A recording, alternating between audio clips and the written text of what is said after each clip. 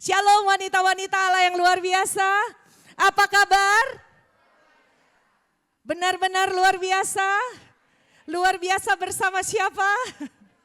Bersama Yesus. Aduh, air mata saya mengalir terus dari tadi. Yes. Hari ini kita akan sama-sama mau belajar berbicara tentang hal yang berbeda dari pemikiran kita, betul ya? Bicara berkat di balik pergumulan. Kalau kita bicara berkat, banyak sekali, enggak semua ya, tapi banyak sekali yang berbicara berkat berarti yang sakit sembuh, betul ya?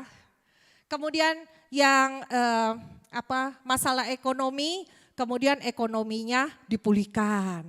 Yang masalah keluarga, keluarganya dipulihkan. Itu ya, konotasi berkat bagi anak-anak Tuhan kadang hanya di sisi di mana waktu doa dijawab. Sakit disembuhkan. Butuh uang, ada uang gitu ya. Hari ini kita mau belajar berkat di balik pergumulan. Berbicara tentang berkat rohani. Berkat rohani bukan berarti saat doa kita sudah dijawab. Berkat rohani bukan berarti sakit kita sudah disembuhkan. Berkat rohani bukan berarti keuangan kita sudah dipulihkan. Berkat rohani bukan berarti keluarga kita sudah dipulihkan. Tapi kita sama-sama mau belajar. Berkat-berkat apa saja yang bisa kita dapat di balik setiap pergumulan kita. Bagaimana kita memandang sesuatu pergumulan menjadi ajang untuk kita mengalami berkat rohani.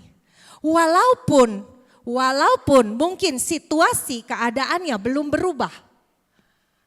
Keadaan yang kita alami belum berubah, tapi bagaimana kita bisa melihat apa yang ada di balik gunung. Di balik gunung apa? Di balik gunung-gunung kehidupan kita. Di balik setiap masalah-masalah yang Tuhan izinkan terjadi dalam hidup kita. Bagaimana kita bisa melihat berkat itu sudah Tuhan sediakan dalam hidup kita. Dan on the way menuju sampai pergumulan itu finish. Kita sudah mengalami kelimpahan dalam Tuhan karena kita bisa melihat dengan kacamata Tuhan. Berkat-berkat rohani yang Tuhan berikan dalam hidup kita. Kita sama-sama baca di 1 Petrus 1 ayat 6 sampai 9 ya. Di sini dikatakan, ini luar biasa ya. Susah kok suruh gembira ya, tapi ini firman Tuhan yang mengatakan kalau firman itu pasti ya dan amin. Bergembiralah akan hal itu sekalipun sekarang ini kamu seketika. Kalau seketika berarti udah dikasih tahu dulu belum sebelumnya? Enggak ya, mendadak gitu, mendadak sakit. Enggak ada hujan, enggak ada angin, mendadak dipecat. Ini ya, seketika harus berduka cita oleh berbagai-bagai pencobaan. Tapi di sini firman Tuhan katakan, maksudnya semua itu ialah untuk membuktikan kemurnian imanmu yang jauh lebih tinggi nilainya daripada emas yang fana. Yang diuji kemurniannya dengan api sehingga kamu memperoleh puji-pujian dan kemuliaan dan kehormatan pada hari Yesus Kristus menyatakan dirinya. Sekalipun kamu belum pernah melihat dia, namun kamu mengasihinya.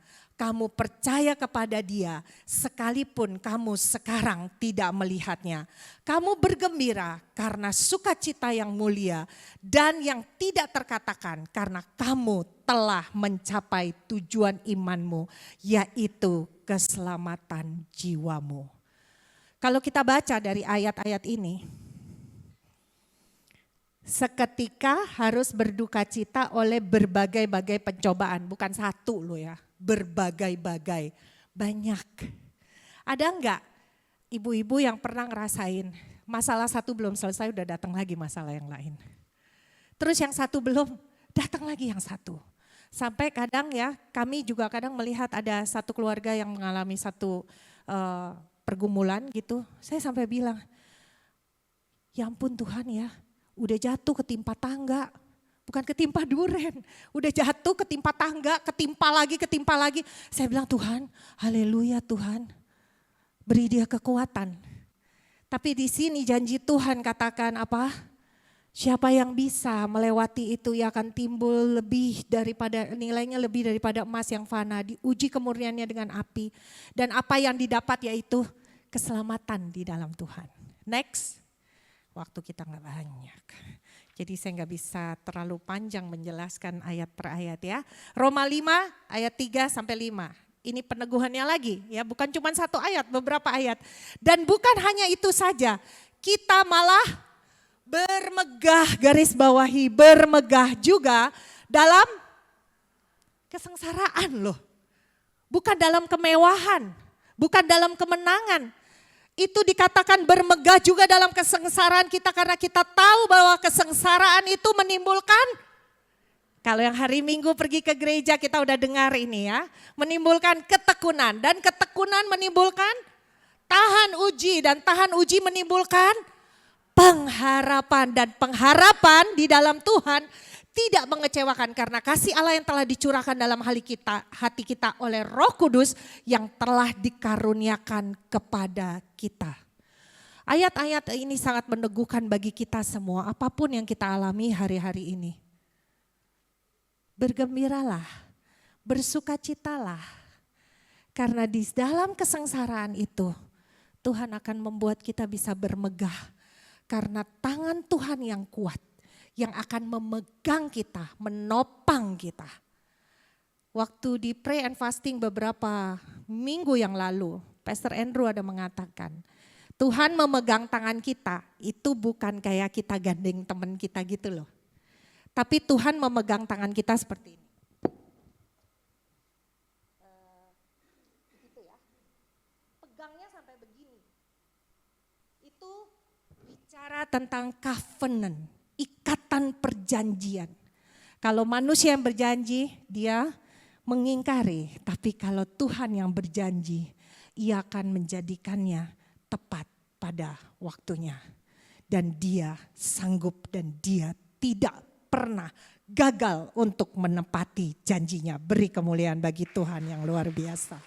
Dan hari ini kita akan sama-sama, mungkin kalau cuman ayat dianggap teori ya. Hari ini saya mau bagikan beberapa contoh, saya ambil wanita-wanita. Saya cuman kasih contoh satu yang pria, tapi lebih banyak wanita. Kita sama-sama lihat wanita di Alkitab, nanti kita akan bicara tentang Hana, kedua tentang Lea, ya Lea Rahel, kemudian yang ketiga tentang janda di Sarfat, ya yang suaminya tiba-tiba meninggal, seketika itu meninggal dunia.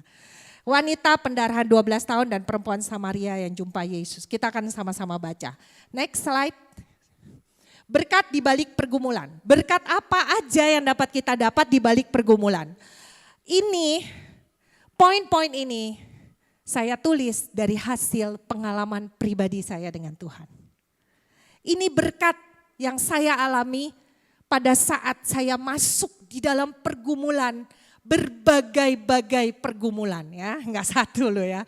Ini hasil pengalaman pribadi saya dan saya mendapatkan 4 poin yang saya alami. Yang pertama, mengalami perjumpaan secara pribadi dengan Tuhan. Yang kedua, membawa kita kembali pada rancangan Tuhan. Yang ketiga, mengenal sifat Bapa, mengenal loh ya, bukan tahu. Kadang kita cuma tahu dari teman. Tuhan Yesus itu baik. Terus kita gini, amin. Aminnya sedih gitu, amin. Karena kita merasa, emang Tuhan Yesus baik. Saya sakit gak sembuh-sembuh loh. Tapi nanti kita akan sama-sama kulik satu persatu. Kenapa bisa mengenal sifat Bapa secara pribadi, bukan kata orang. Yang keempat, mengalami kuasa Tuhan. Next, kita percepat ya. Yang pertama, mengalami perjumpaan secara pribadi dengan Tuhan Yesus. Contoh pertama Zakeus, kita kasih pria lebih dulu ya. Kan kita harus respect dengan pria sebagai otoritas, betul ya suami. Jadi kita kasih pria dulu, sisanya wanita semua soalnya. Yang pertama adalah Zakeus. Siapa itu Zakeus? Zakeus. Badannya pendek ya. Jadi Zakeus punya masalah apa? Badannya pendek. Ya. Kemudian yang kedua, Zakeus ini siapa? Pemungut cukai. Ya. Tapi satu hari di dalam perjalanan, saya nggak mau baca, nanti baca di rumah sendiri cerita Zakeus ya. Yohanes 4:1-42 tuh panjang sekali. Jadi satu hari Yesus lagi berjalan ya. Terus Zakeus tahu nih Yesus datang, dia pengen lihat Yesus. Dia rindu pengen, berarti dia mau melihat Yesus. Berarti dari hati dia rindu untuk berjumpa dengan Yesus. Tapi sayang, satu, badannya pendek. Kedua, dia pemungut cukai. Kemudian di situ ada berbondong-bondong orang sehingga dia nggak bisa lihat karena badannya pendek. Apa yang Zakeus lakukan? Dia panjat pohon. Waktu ya Zakeus panjat pohon, mungkin Yesus nggak lihat karena ada di tengah kerumunan, betul ya? Tapi kerinduan hati Zakeus untuk berjumpa dengan Tuhan, menggerakkan hati Tuhan di dalam roh. Sehingga Yesus mengatakan apa? Hai Zakeus, turun dari pohon, aku mau singgah di rumahmu. Keren ya? Keren ya? Pendek, dia punya masalah loh, udah pendek, dia pemungut cukai. Terus orang sekitarnya bilang apa? Tuhan gak salah mau makan sama seorang pemungut cukai. Itu masalah Zakeus. Dia ditolak. Karena dia orang berdosa. Tapi apa yang Yesus lakukan? Dia ke rumah Zakeus dan dia makan bersama Zakeus. Dan apa yang terjadi setelah itu? Saat Zakeus mengalami perjumpaan secara pribadi dengan Tuhan. Hatinya diubahkan. Zakeus mengembalikan berapa kali lipat? Berkali lipat uang yang sudah dipungutnya sebagai cukai. Pertama adalah pada saat orang mengalami perjumpaan secara pribadi dengan Tuhan, kelemahannya, penolakan-penolakan orang diubahkan menjadi satu pemulihan, menjadi satu pertobatan yang luar biasa pada saat ia mengalami perjumpaan secara pribadi dengan Tuhan. Jadi badan yang pendek, apapun itu kelemahan kita, itu tidak menjadi penghambat untuk kita mengalami perjumpaan secara pribadi dengan Tuhan. Amin. Berkat yang Zakeus terima adalah dia mengalami perjumpaan secara pribadi dengan Tuhan dan dia mengalami pertobatan. Next yang kedua, sebelumnya. Ya, yang kedua, perempuan Samaria. Ini bicara tentang Lukas 19 ayat 1-10. Perempuan Samaria yang lagi ada di mana? Sumur, yang lagi duduk, mengambil air, kemudian Tuhan Yesus minta air. Kemudian perempuan Samaria ini merasa, apa kamu layak untuk minta minum dari seorang perempuan Samaria, ya, karena pada saat itu adat istiadat masih sangat berbeda. Tetapi pada saat perempuan Samaria ini berjumpa secara pribadi dengan Yesus, bercakap-cakap, dia mendapat air hidup yang tidak akan pernah habis dalam hidupnya. Dan yang luar biasanya lagi, dia mengalami percakapan dengan Yesus di mana Yesus mengetahui kalau dia punya masalah. Dia punya 5 suami dan saat ini dia sedang istilahnya itu kumpul kebo dengan pria yang bukan suaminya. Dan apa yang terjadi singkat cerita, wanita ini dipulihkan oleh Tuhan. Dan dia mengalami pertobatan, mengalami pemulihan yang luar biasa. Karena dia mendapat air hidup yang tidak pernah habis dan itu adalah kekal. Yaitu dia berjumpa secara pribadi dengan Tuhan lewat setiap pergumulan hidupnya. Dan apa yang terjadi pada wanita Samaria ini nanti kalau ibu baca di rumah, ibu renungkan baik-baik di bagian bawah dikatakan perempuan Samaria ini memenangkan satu kotanya. Wanita yang tertolak di kotanya. Kenapa dia ngambil air justru di siang hari? Karena dia menghindari wanita-wanita lain. Karena wanita-wanita lain mencemooh dia. Tapi pada saat itu, di dalam pergumulan itu, di dalam pergumulan dalam hidupnya, dia berjumpa dengan sang air hidup itu, yaitu Yesus. Berkat yang diterima adalah dia menjadi saksi Yesus yang luar biasa dan memenangkan satu kota dan satu kota bertobat menerima Yesus sebagai satu-satunya Tuhan. Beri kemuliaan bagi Tuhan yang luar biasa. Yang kedua adalah pertama mengalami perjumpaan secara pribadi dengan Tuhan Yesus. Yang kedua kembali kepada rancangan Tuhan yang semula. Kembali pada rancangan Tuhan yang semula. Yesaya 55:8-13. Sebab rancanganku bukanlah rancanganmu dan jalanmu bukanlah jalanku. Demikianlah firman Tuhan. Seperti tinggi-tinggi langit dari bumi. Demikianlah tingginya jalanku dari jalanmu dan rancanganku dari rancanganmu. Sebab seperti hujan dan salju turun dari langit dan tidak kembali ke situ. Melainkan mengairi bumi, membuatnya subur dan menumbuhkan tumbuh-tumbuhan, memberikan benih kepada penabur dan roti kepada orang yang mau makan. Demikianlah firmanku yang keluar dari mulutku, ia tidak akan kembali kepadaku dengan sia-sia, tetapi ia akan melaksanakan apa yang kukehendaki dan akan berhasil dalam apa yang ku suruh kepadanya. Sungguh kamu akan berangkat dengan sukacita dan akan dihantar dengan damai.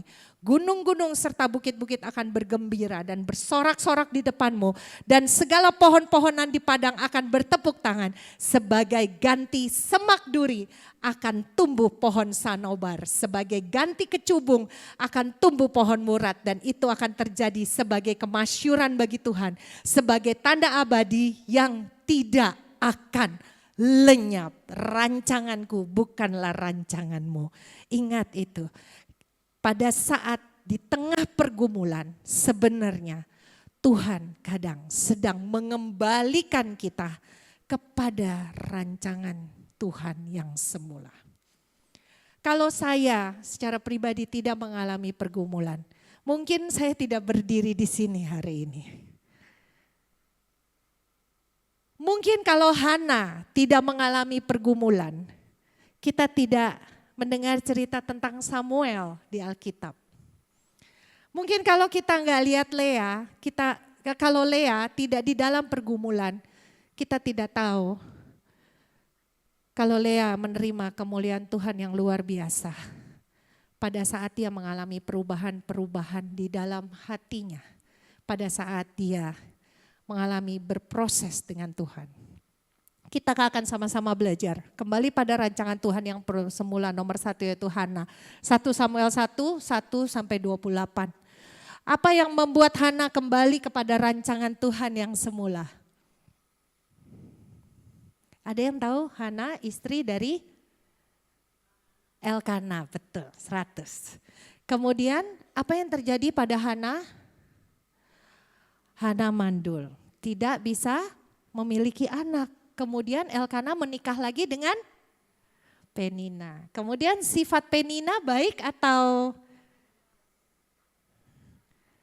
tidak baik ya terhadap Hana.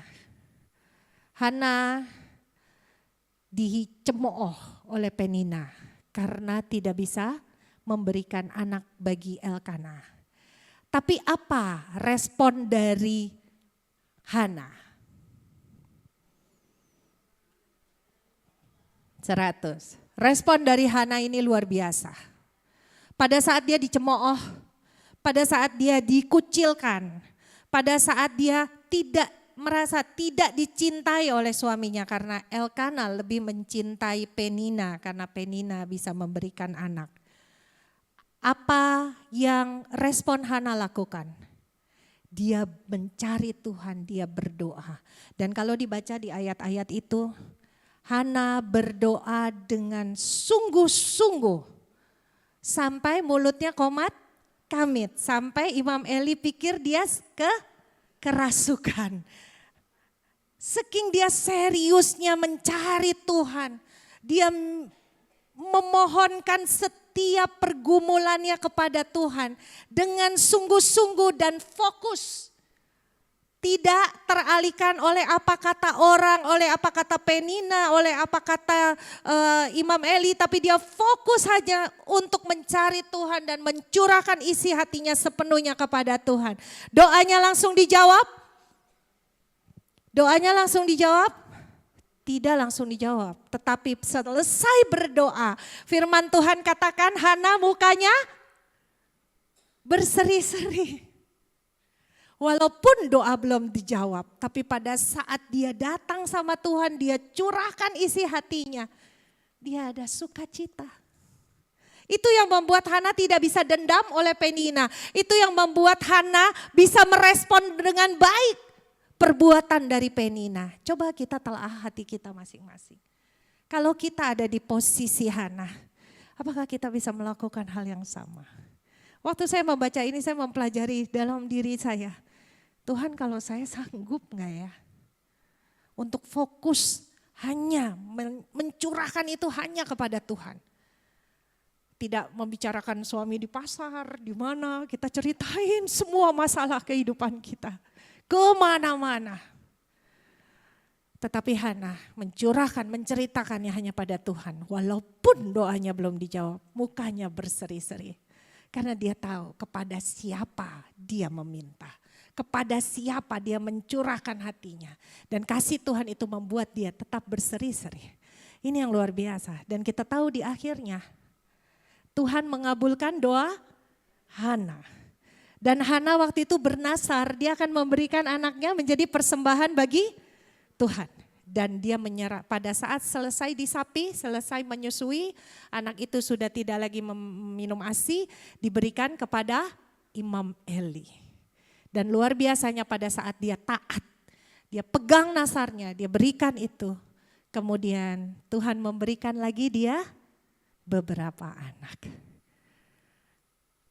Seorang Hana yang dulu mungkin dia tidak tahu kalau dia seorang pendoa.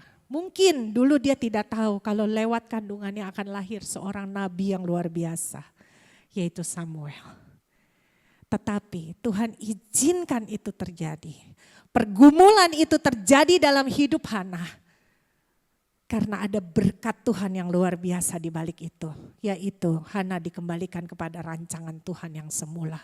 Menjadi pendoa yang luar biasa. Doa Hana hari ini banyak dipelajari oleh wanita-wanita Allah yang luar biasa. Ada khusus kelas-kelas untuk mengajarkan tentang doa Hana. Bagaimana kata-kata Hana pada saat dia datang kepada Tuhan. Luar biasa. Begitu juga Lea, kita tahu Lea itu dipakai oleh papanya untuk menipu Yakub. Ya, kemudian Yakub lebih suka sama Rahel dan kemudian akhirnya Lea dibuka kandungannya, Lea punya anak. Nah, kita akan sama-sama telaah. Bisa tolong ditayangkan yang tentang Lea oleh rekan-rekan dari DMI.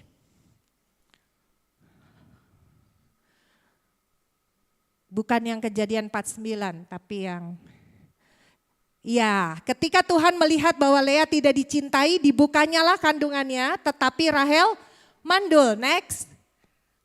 Lea mengandung lalu melahirkan seorang anak laki-laki dan menamainya Ruben. Perhatikan, kenapa namanya Ruben? Sebab katanya sesungguhnya Tuhan telah memperhatikan kesengsaraanku. Sekarang tentulah aku akan dicintai oleh suamiku.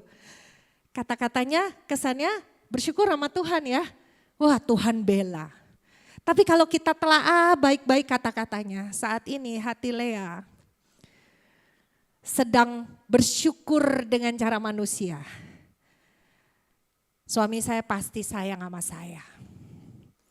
Saya dikasih anak, Rahel enggak.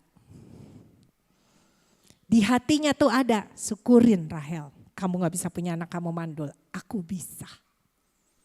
Itu loh. Kata-katanya tuh tujuannya begitu, memperhatikan kesengsaraan sekarang. Tuhan yang bela aku. Rahel mandul, aku punya anak. Pasti suamiku akan mencintai aku. Hatinya bersyukur, tapi hatinya kotor. Betul ya? Next, kemudian lahir anak kedua. Mengandung pula lah ia lalu melahirkan seorang anak laki-laki, maka ia berkata sesungguhnya Tuhan telah mendengar bahwa aku tidak dicintai, lalu diberikannya pula anak ini kepadaku. Berarti waktu anak pertama Elkana mencintai dia enggak? Enggak. Lahir anak kedua Elkana mencintai dia enggak? Enggak. Kok Elkana? Yakub tetap mencintai Rahel. Yang ketiga, lahir anak ketiga. Mengandung pula lah, next yang berikutnya. Ya, mengandung pula lah ia lalu melahirkan seorang anak laki-laki, maka ia berkata, sekali ini suamiku akan lebih erat kepadaku karena aku telah melahirkan 3 anak laki-laki baginya. Itulah sebabnya ia menamai anak itu Lewi. Makin cinta? Apa berubah jadi cinta terhadap Lea? Enggak juga. Next. Mengandung pula lah ia lalu melahirkan seorang anak laki sekali ini yang tadi enggak berarti kan? Yang 1, 2, 3 dia enggak. Yang sekali ini aku akan bersyukur kepada Tuhan. Itulah sebabnya ia menamai anak itu Yehuda. Sesudah itu ia tidak melahirkan lagi. Kita lihat dari anak pertama, anak kedua, anak ketiga. Pas yang lahir Yehuda, hati Lea berubah. Dia bersyukur kepada Tuhan walaupun Yakub tetap tidak mencintai dia. Hatinya berubah dan kalau dibaca sampai ke bawah, siapa yang dimakamkan bersama dengan Yakub? Lea, bukan Rahel. Lea dimakamkan di kuburan leluhur bersama dengan Abraham, Sarah. Lea menerima kemuliaan Tuhan pada saat hatinya berubah di hadapan Tuhan. Lea tahu panggilan Tuhan yang semula. Dia kembali kepada rancangan Tuhan yang semula. Lea harus mengalami pergumulan-pergumulan yang tidak mudah. Tidak dicintai oleh suaminya. Tetapi di akhir hidupnya dia mengetahui ternyata suaminya. Pada saat dia berubah hatinya, suaminya mencintai Lea. Beri kemuliaan bagi Tuhan yang luar biasa. Ada berkat-berkat yang tidak bisa dinilai dengan sakit sembuh. Lumpuh berjalan, keuangan dipulihkan, keluarga dipulihkan. Tapi bagaimana kita bisa melihat Tuhan terus bekerja di dalam segala perkara untuk mendatangkan kebaikan bagi hidup kita. Next, yang ketiga. Mengenal sifat Bapa. Berkat yang dapat kita dapatkan pada dalam pergumulan kita mengenal sifat Bapa yaitu kasih agape. Karena begitu besar kasih Allah akan dunia ini sehingga ia telah mengaruniakan anak yang tunggal. Supaya setiap orang yang percaya kepadanya tidak binasa melainkan beroleh hidup yang kekal. Tidak ada satu orang pun di dunia ini yang mau mati buat kita. Tapi ada satu pribadi, hanya satu yang mau mengorbankan nyawanya yaitu Yesus yang mati buat kita. Jangan pernah kita pada saat kita di dalam pergumulan kita berpikir Tuhan itu jahat. Tuhan menghukum. Itulah yang kadang ditaruh oleh pikiran-pikiran yang ditaruh oleh si jahat di dalam pikiran anak-anak Tuhan. Pada saat kita sakit kemudian kita katakan Tuhan saya punya salah apa? Tuhan marah sama saya. Tuhan gak sayang sama saya. Dia disembuhkan saya tidak. Berapa banyak anak-anak Tuhan suka terbelenggu dengan pikiran-pikiran yang bukan dari Tuhan. Kita dialihkan perhatian kita lewat sakit kita. Kemudian kita katakan Tuhan marah sama kita. Ibu-ibu yang saya kasihi. Ingat hari ini pergumulan-pergumulan yang kita alami. Karena Tuhan mau memberikan berkat yang besar dalam hidup kita. Yaitu berkat rohani. Kejar itu. Percaya itu karena dia sudah memberikan nyawanya bagi kita. Sakit belum disembuhkan, it's okay. Tapi kita tahu Tuhan mengasihi kita dan Tuhan punya tujuan lewat sakit kita. Tuhan punya tujuan dalam setiap pergumulan-pergumulan kita dan semuanya mendatangkan kebaikan bagi kita. Yaitu ujungnya adalah hidup yang kekal. Kadang Tuhan melihat, anakku mulai melupakan jalan-jalan Tuhan. Mulai lari dari cinta mula-mula. Tuhan kadang izinkan satu pergumulan untuk kita kembali kepada rancangannya. Untuk kita mengenal sifat-sifat Bapa. Yaitu Bapa begitu mengasihi kita. Pada saat Tuhan izinkan sakit. Pada saat Tuhan izinkan mungkin kita dipecat dari pekerjaan. Mungkin kita diizinkan keluarga kita mengalami satu proses sama Tuhan. Saat itu hati Tuhan sedih. Tapi Dia selalu ada untuk memberikan berkat rohani dalam hidup kita untuk kita mengalami Dia di dalam setiap pergumulannya. Yang kedua adalah Dia adalah Tuhan yang sabar. Dia sabar, walaupun kadang kita marah sama Tuhan. Kita merasa diperlakukan tidak adil sama Tuhan. Kalau Dia Tuhan tolong, kenapa saya tidak? Kalau Dia Tuhan pulihkan, kenapa saya tidak? Tapi Tuhan sabar loh. Nunggu sampai kita berproses hari demi hari bersama Dia. Berproses sampai kita mengerti maksud Tuhan. Sampai kita mengerti tujuan Tuhan. Itu Dia. Berapa lama saya berontak dari Tuhan. Kenapa Tuhan? Kenapa dan kenapa. Tapi hari ini saya begitu mempercayai Tuhan. Tuhan tidak pernah punya maksud yang tidak baik dalam hidup kita. Amin. Yang keempat, mengalami kuasa Tuhan. 2 Korintus 12 ayat 9, ini yang Tuhan kasih pada saat dimana saya tidak bisa bernafas. Tetapi jawab Tuhan kepadaku, cukuplah kasih karuniaku bagimu. Tekankan, cukuplah, cukup ya, gak akan kurang, cukup. Cukuplah kasih karuniaku bagimu, sebab justru dalam kelemahanlah kuasaku menjadi sempurna. Sebab itu terlebih suka aku bermegah, sekali lagi bermegah atas kesengsaraan, sekarang atas kelemahanku, supaya kuasa Kristus turun menaungi aku. Di dalam kelemahan kita, kuasa Tuhan menjadi sempurna. Kita semakin kecil, Tuhan semakin besar. Contohnya adalah janda di Sarfat yang seketika itu tiba-tiba suaminya meninggal. Dan suaminya meninggalkan hutang. Kemudian anaknya mau diambil untuk membayar hutang. Coba boleh ditayangkan ayatnya sedikit. Ini di 2 Raja-Raja 4 ya. Ya, ini hambamu suamiku sudah mati. Dan engkau ini tahu bahwa hambamu ini takut akan Tuhan. Dia protes sama Tuhan ya. Suaminya takut akan Tuhan. Kenapa Tuhan bikin mati? Tetapi sekarang penagih hutang sudah datang untuk mengambil kedua orang anakku menjadi budaknya. Dia protes sama Tuhan. Kenapa? Next. Jawab Elisa kepadanya. Apakah yang dapat ku perbuat bagimu? Beritahukanlah kepadaku apa yang kau punya di rumah. Elisa bilang apa yang kau punya di rumah. Elisa pakai apa yang ada pada kita. Bukan yang gak ada pada kita.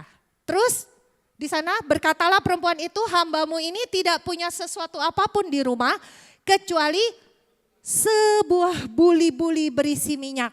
Hanya berapa? 1. Next. Lalu berkatalah Elisa, pergilah minta bejana-bejana dari luar daripada segala tetanggamu, bejana-bejana kosong. Tetapi jangan terlalu sedikit. Next, apa yang dilakukan wanita itu? Kemudian masuklah, tutuplah pintu, sesudah itu engkau dan anak-anakmu masuk, lalu tuanglah minyak itu ke dalam segala bejana. Mana yang penuh, angkatlah. Next, pergilah perempuan itu daripadanya, ditutupnyalah pintu, sesudah itu ia dan anak-anaknya masuk dan anak-anak mendekatkan bejana-bejana kepadanya, sedang ia terus menuang. Next. Ketika bejana-bejana itu sudah penuh, berkatalah perempuan itu kepadanya, dekatkanlah kepadaku sebuah bejana lagi. Tetapi jawabnya kepada ibunya, tidak ada lagi bejana. Lalu berhentilah minyak itu mengalir. Pertama dia ada pergumulan, waktunya habis. Pertama dia ada pergumulan karena ada hutang. Kemudian suaminya meninggal, betul ya, anaknya mau diambil.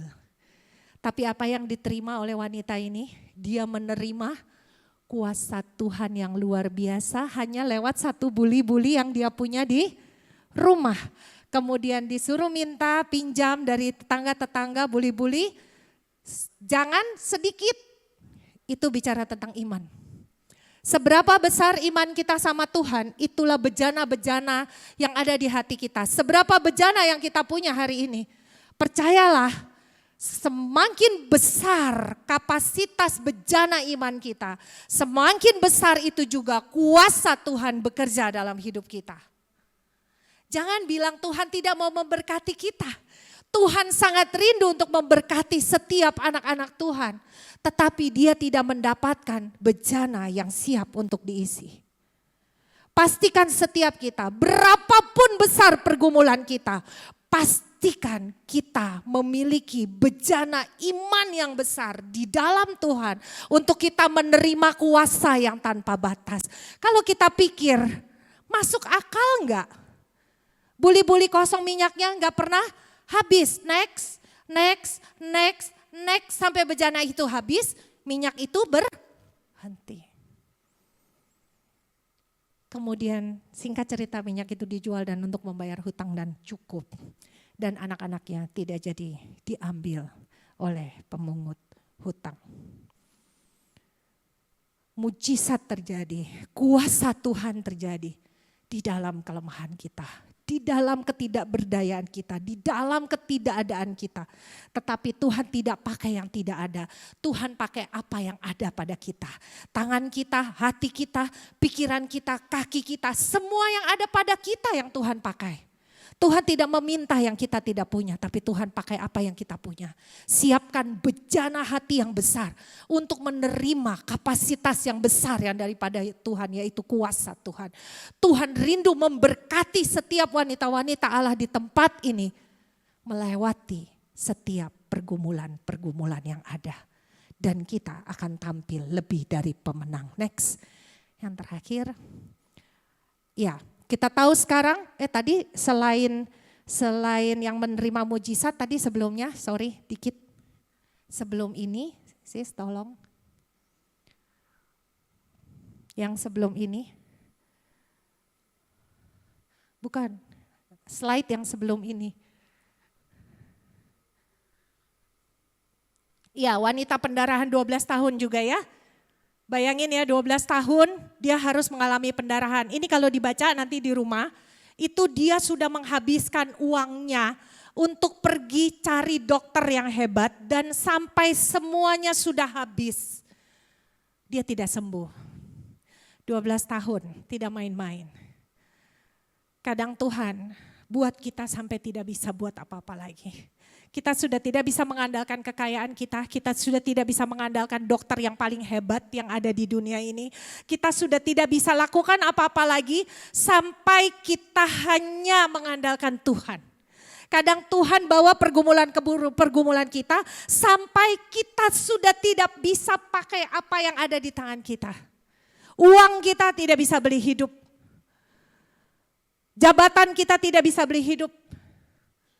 Kehebatan kita, kekayaan, harga diri, kita gak bisa beli hidup. Sampai hidung kita rata dengan tanah dan kita hanya bilang, Tuhan, saya perlu Tuhan. Itu yang terjadi pada wanita pendarahan 12 tahun. Dia merangkak di tengah debu karena dia tidak layak, karena dia pendarahan. Pada zaman itu orang pendarahan itu aib. Andai aku menjamah saja jubahnya. Dan di situ dikatakan Yesus merasa rohnya keluar.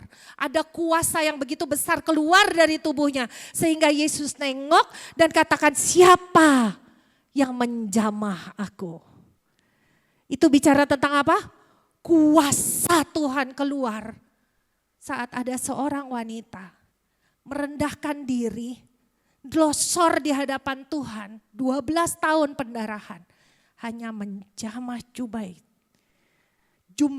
jubah Yesus. Dia sembuh. Beri kemuliaan bagi Tuhan yang luar biasa. Dari semua kisah-kisah wanita dan juga Sakeus yang tadi kita sama-sama baca dan dengar, satu hal jelas.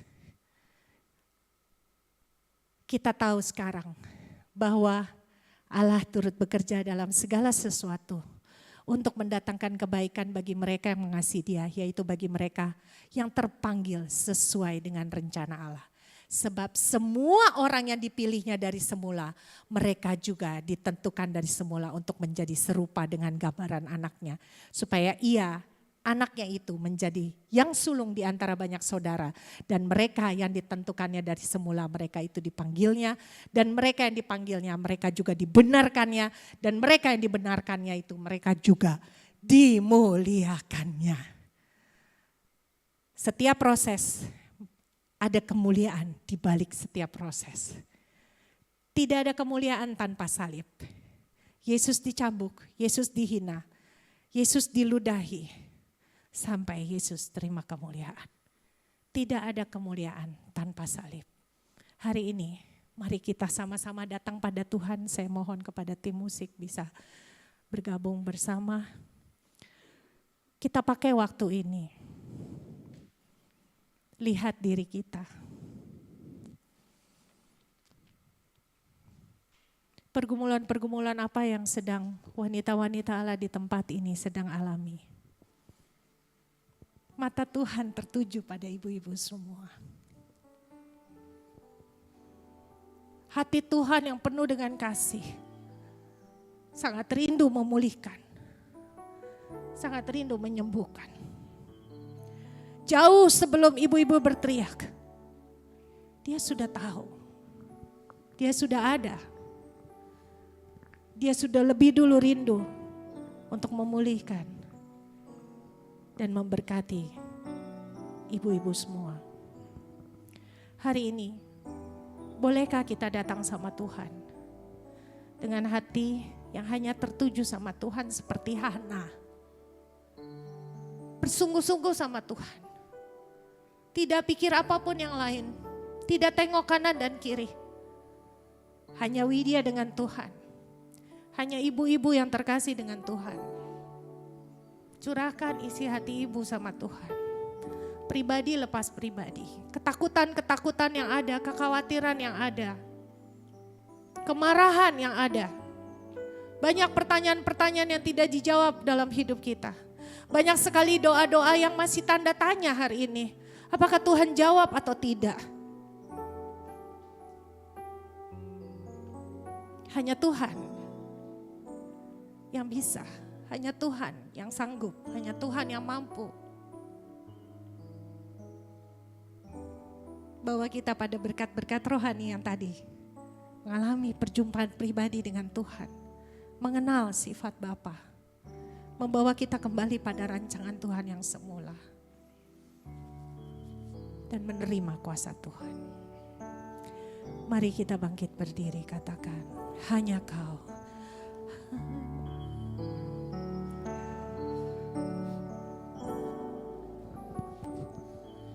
Hanya Kau yang menjadi tempat jawaban. Hanya Kau tempatku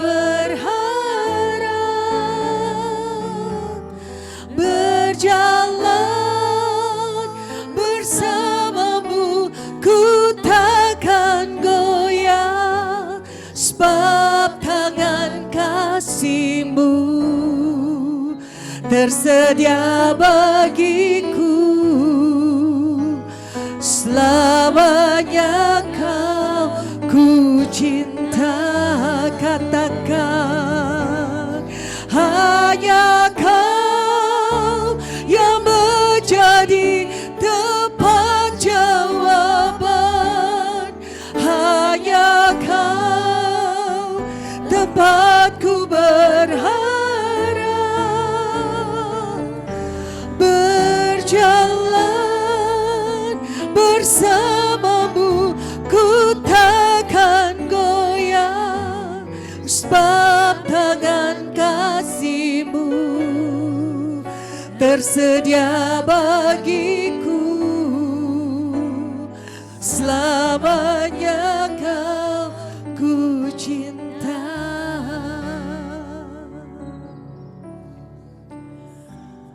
Terima kasih Bapa, terima kasih Yesus. Hanya Engkaulah tempat jawaban kami. Hanya Engkaulah tempat kami berharap. Saat ini Tuhan, pada pagi hari ini Bapa, kami merasakan Kau hadir di tengah-tengah kami. Cinta-Mu begitu dalam hidup kami. Cinta-Mu yang menjadikan kami berdiri hari ini. Cinta-Mu yang menjadikan kami sanggup hari ini bersama-Mu Tuhan. Cinta-Mu yang selalu membawa kami untuk melihat apa yang di balik gunung.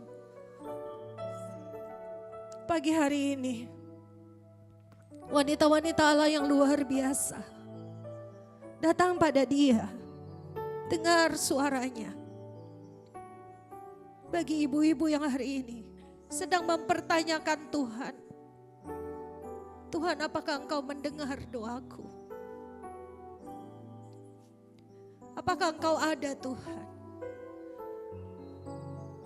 Angkat tangan-Mu. Tuhan mau menjamah Engkau. Bagi ibu-ibu yang hari ini mengalami pergumulan demi pergumulan yang tidak pernah selesai, tidak pernah berhenti, dan Kau katakan, aku lelah Tuhan, aku capek. Lututku getar dan aku tidak bisa lagi menjadi tiang doa yang kuat. Angkat tangan-Mu hari ini. Pribadi lepas pribadi, tidak ada yang melihat ke kanan dan ke kiri. Ini waktunya Tuhan bersama kita. Bagi ibu-ibu di tempat ini yang sedang mengalami sakit, yang kadang dokter bilang, saya tidak tahu ibu sakit apa.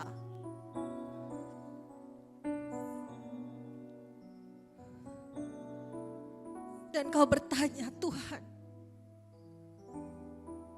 kalau dokter saja tidak tahu sakit saya apa, saya harus bertanya pada siapa? Angkat tangan-Mu, cari wajah Tuhan.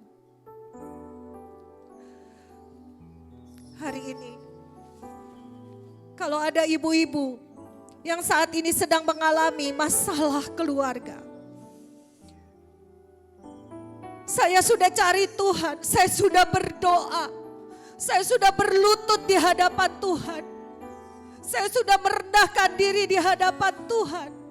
Tapi Tuhan, suamiku, anak-anakku belum berubah sampai hari ini. Angkat tangan-Mu di hadapan Tuhan. Tuhan sedang berurusan dengan Anda, tidak berurusan dengan suami dan anak-anak ibu hari ini.